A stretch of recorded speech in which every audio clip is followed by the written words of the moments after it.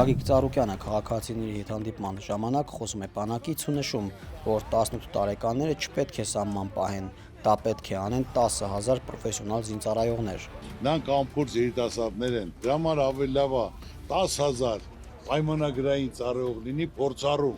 քան թե 50,000 ամփորձ անմեղ այն լույսի ճրակներ լինեն։ Ծառուկյանը հավանաբար կարդացել է ՔՓ ծրագիրն ու բանակի կերպարանափոխման հայեցակարգը, որն արդեն ընթացքի մեջ է ու Հայաստանը քիչ-քիչ անցնում է պրոֆեսիոնալ բանակի մոդելին, այդ թվում ծառայության ժամկետը քիչ-քիչ կրճատելու ճանապարհով։ Բայց Ծառուկյանը լավ կլինի հիշի, որ իր որդիները չեն ծառայել բանակում, չնայած Հայաստանում դեռ գործում է ժամկետային զինվորական ծառայությունը։ Նրա երկու տղաներն էլ բանակում չեն ծառայել, եւ ինչ երեսով է Ծառուկյանը այդքանից հետո խոսում բանակից, ծառայությունից, սահման պահելուց ու առհասարակ անվտանգությունից։ Հավանիչ տեսանյութը եւ բաժանորդագրվիչ նորությունները բաց չթողնելու համար։